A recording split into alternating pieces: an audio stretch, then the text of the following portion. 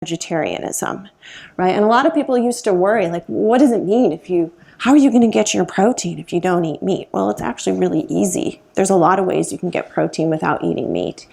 People are becoming more vegan, and it's not just kind of teenagers being rebellious. I'm finding a lot of adults are doing this. People will use the word plant-based diets, and there's a lot of research that shows those are perfectly healthy as well.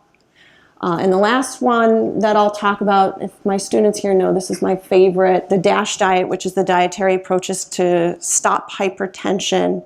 Tons of clinical trials about this. Really the first big trial in the United States that looked at not just one supplement or one food or 30% fat, looking again at the totality of the diet, recommending specific food groups, talking about having a serving of nuts every day, getting tons of fruits and vegetables, and lots of data to show that if you do that, your blood pressure will go down, and actually your risk for a lot of diseases will go down. So getting away from, here's the top 10 superfoods that you must eat, or here's the supplement you must take, and thinking about the big picture of what we eat every day. And just to beat this dead horse one more time, there is no perfect diet. Nutrition is extremely trendy. Is it low carb this week, or is it high fat this week, or is it gluten-free this week? We've gone through all of these different things. If you look back in history, traditional Arctic diet was almost all fat. They did just fine.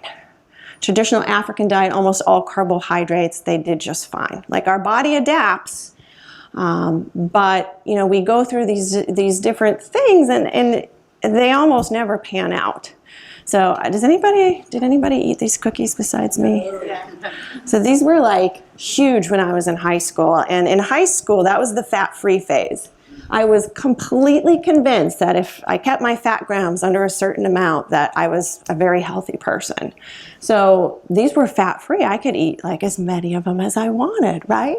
I don't think they're even real food. They're like high fructose corn syrup, I'm sure, artificial color and flavor, and I absolutely love them. I went on to get some more nutrition education. I didn't fall into many of those traps again, but you step back and you see these trends like, oh, if it's gluten-free, must be healthy. This has got protein. That's 13 grams of protein. It doesn't matter that's an Oreo cookie. It's got protein, so I'm going to have it. My dear brother brought these on a family vacation. He was so proud of himself to show his registered dietitian sister that he had found this magical Pop-Tart that had 20% of his fiber in it. The kids' products, I have 2 kids. This is what bugs me, right? Oh, my kid won't eat fruit, but they'll eat these because they're candy shaped like fruit. And if you throw this word organic on it, then it must be like a good snack to give your kid, right? So the marketing is very clever. We kind of get hooked on a specific nutrient or a specific thing, and we go for it, and it's not healthy eating. Okay, so what are some things to look for? This has kind of been my gauging point the past few years. I look at a food and I think, is it nutrient dense? So in layman's terms, that is, how do I get the most bang for my buck? Like, what can I eat that gives me a lot of different nutrients? All of my potassium that's hard to get, my vitamin C, vitamin A that are all good for my immune system, the fiber I need, all those phytochemicals, those natural things in foods that you can't get in a supplement in, a couple of foods. So these are just some of my favorites. I have not done the mason jar salad yet, but they're adorable, and I can't wait to make some of them this summer, right? So it doesn't have to be in a mason jar, but just the concept that you can put anything in a salad. Right? You can see pomegranate seeds, different types of leafy greens, avocado, mango, blueberries, beans, nuts, right? So much nutrition in that jar. And if you kind of struggle with some of these choices, if you make it pretty, you might be more likely to eat it. If you're a bit lazy, I'm a bit lazy sometimes, oops. This is also one of my favorites. I have this for lunch more days than I should probably admit to you. Lentils are a great food. Tons of nutrition, so much fiber, so much protein, lots of different micronutrients. A lot of times they'll add in like sweet potatoes to give you some vitamin A. This brand happens to come in a low sodium, which is hard to find. It still tastes good. So quick, easy lunch. If I'm feeling crazy, I'll put in some avocado to it. This is my breakfast almost every single day. Cheap, easy, quick, whole grain bread. They make a ton of them. Any kind of nut butter I can find. My kids are allergic to nuts, so I have to be a little creative with that. Try to use actual fruit to sweeten it other than jelly. So very, very nutrient dense, and it's still pretty easy, still pretty affordable. So just some tips. All right, now I can move on. Okay, I didn't ask you this at the beginning. I'm guessing you would know the answer to it. So we put out these dietary guidelines, right? We tell everybody all the time, this is what you should be eating. Is that how Americans eat? Right? No. If you would give us a grade in our nutrition, I don't know. I do this for a living, so I give everybody a D, right? D or F. Unfortunately, that is probably true. This is right from the Dietary Guidelines website, and it's just showing you the percentage of the population either under the recommendation or over the recommendation. This is right where you're supposed to be. So really bad in vegetables. About 80% of us don't eat as many vegetables as we need. Almost as bad with fruits. Grains, it's kind of mixed. Some of us are over, some of us are under. Pretty low in dairy. Plenty of protein, as I was saying. This isn't a problem nutrient for Americans. Oils is a healthier way to get your fat. Not doing so great there. And then if you're not eating the healthy food, what are you eating? Well, unfortunately, added sugar, saturated fat. Almost 100% of us are going over the sodium recommendation. So these are our big problems. So the next slide is, keep hitting enter, is looking at when you're not eating those foods, what are you missing out on? So if you're not getting your fruits, your vegetables, your dairy like you're supposed to, those are all the vitamins and minerals that you're going to be at risk for. And these are common deficiencies in our country. If you look on the list, maybe someone's told you that those are too low. And because we're not eating those, we tend to be going towards more processed food, too much saturated fat, too much sugar, and too much salt. And that's our report card. So to kind of sum up, the dietary guidelines, what their ultimate goal is weight management, because we know keeping your weight at a healthy range prevents a lot of diseases. We know that we want people to eat more fruits, vegetables, whole grains, dairy products, and seafood. We'll talk more about seafood later. And we know that we want to limit the sodium, saturated fats, sugars, and refined grains. I put these two in red for a reason. So trans fats are the worst fats. They're a really highly processed fat. Those are about to become illegal. So those are going to be taken out of the food supply pretty soon.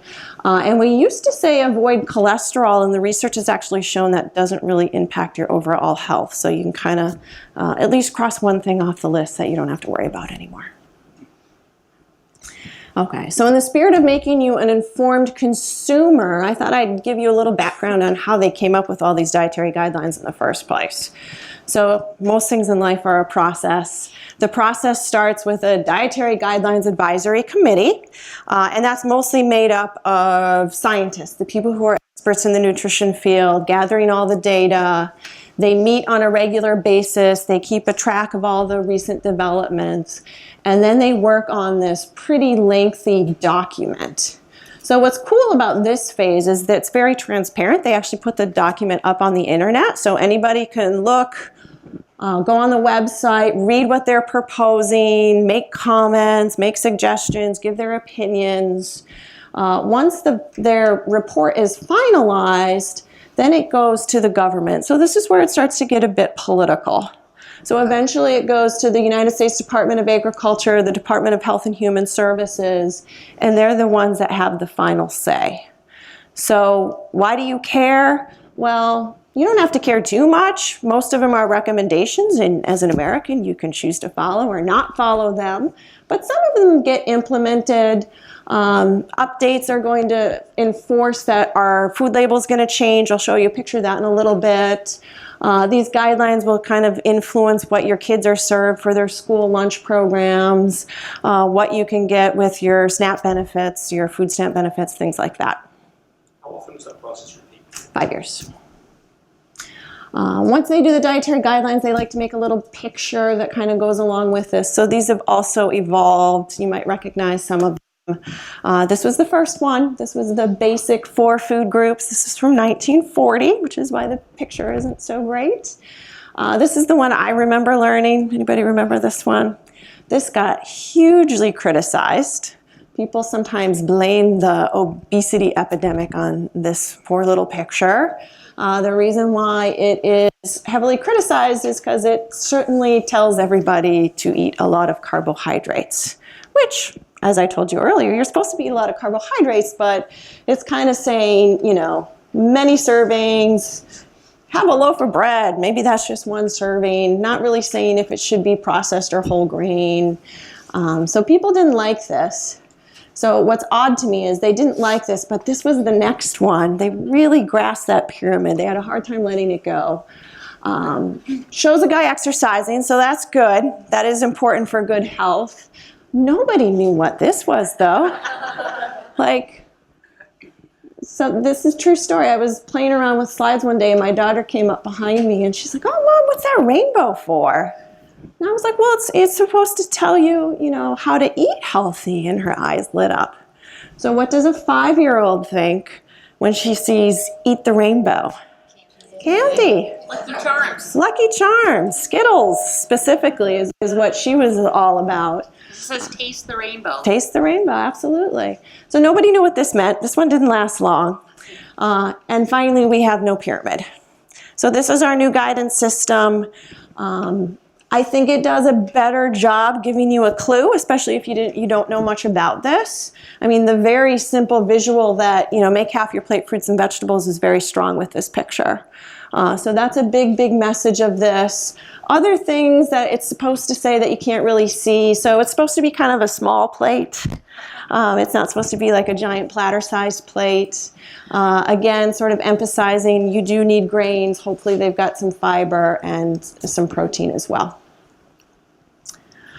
Some other big changes, they really looked at caffeine. So they were trying to pin caffeine to be a bad thing for many, many years. Turns out caffeine in adults, a normal healthy adult, probably doesn't cause or put you at risk for any disease.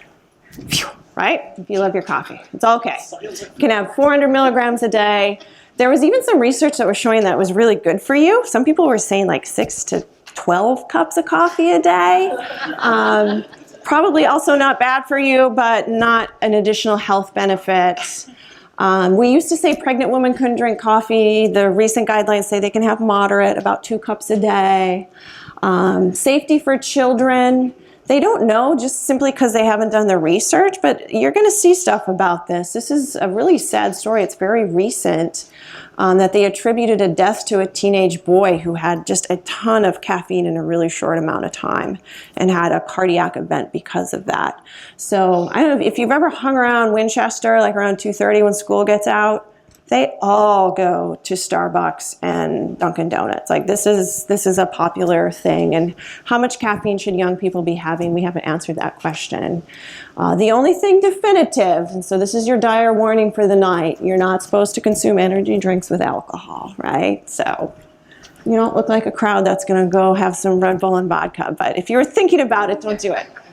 Are there any benefits to caffeine? So it's not bad. It's not bad. Are there any benefits? The research doesn't show it. Small pockets do, but not enough. I'm telling you about sodium because I'm kind of give you a tidbit of what I believe is about to come. So old guidelines, 2,300 milligrams a day, that's like the upper limit. Don't go over that, right? We've been saying that forever. We also say if you're high risk, and high risk is anyone over the age of 51, according to them, should be 1,500 milligrams. It's almost impossible to eat that amount of sodium, right? And it's not because, this is a silly picture, it's not because we do this. Most people don't put salt on their food anymore. I know lots of people who don't even have a salt shaker, but almost all, 77% of our sodium comes from processed food, and we eat a lot of that, right? So in the newest report of the Dietary Guidelines, they're kind of like throwing up their hands, right? Years of public pressure to reduce sodium, nothing's changing. If anything, we're having more salt. The average intake is well above 2,300 milligrams. It's actually 3,400 milligrams, right? We are a salt-loving nation. So when they say stuff like that, like what we're doing isn't working, what do you think that means? What are they going to do about sodium in the future? They're actually going to do the same thing that we're starting to see with sugar. They're going to start making some laws about it. They're probably going to go after the food manufacturers first and sort of put some limits on how much salt they can add to the food. But it's a process that takes a while. We're further along with sugar. So now, we actually didn't have a recommendation for sugar, but we consume so much of it, they finally came out with one. So no more than 10% of our diet should be added sugar. That still seems like a really high number to me, but that's the recommendation. We're way over that on average. Our kids are especially way over that. Our kids eat a lot of added sugar. So they're really starting to think about what we can do about it. Some of the things they're proposing is for kids, they're going to limit junk food advertising to kids.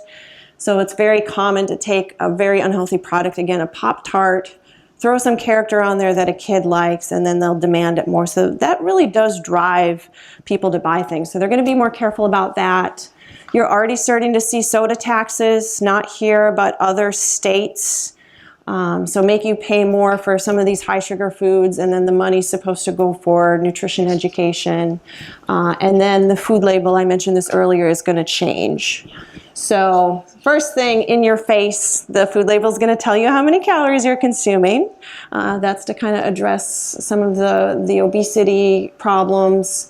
But they're now going to put added sugar right on the label. They're going to tell you how many grams of added sugar are there. And then they tell you your percentage, like how far you were along with your daily allotment. How many grams should you have? What is that? So 20%, so this is based on what is an average person eating 2,000 calories a day. So this means that if you ate the serving size of this food, you'd be 20% to your total. So you still have 80% of your sugar left to consume. It's kind of confusing. What is the added? What does that mean? There's natural sugar within it? What's that? What is that added? So added sugar is sugar that isn't naturally in the food. So like fruit is a great example. Fruit has a lot of sugar, but it's part of the fruit. Added sugar is often high fructose corn syrup that they add more to. Yeah, so that's what the recommendations are about. There's no recommendations for natural sugars. So the last one I'll talk about, the major change, is about protein. And this one is sort of mysteriously vague. One of the things they say is eat a variety of proteins, right? They don't say anything very specific about it. But there's a lot of evidence that says some proteins are a lot better than others, right? So here's a picture of some lovely sources of protein.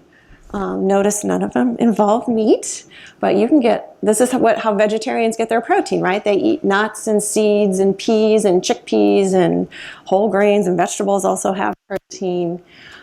So play devil's advocate. Why do you think they're not taking a hard stance on protein? Like, we know protein this way is not so good for you. This is what's making our saturated fat so bad, the red meat. Yeah. So you're saying it, not me. You're getting political, not me. But yes, a lot of people believe that there's some of that politics that gets inserted in here. On a gram basis, how much lentils would you have to eat to? You're going to make me do math on the spot, huh? How many lentils would you have to eat? How many cups, right, to get the same equivalent protein? Oh, okay. So a cup of lentils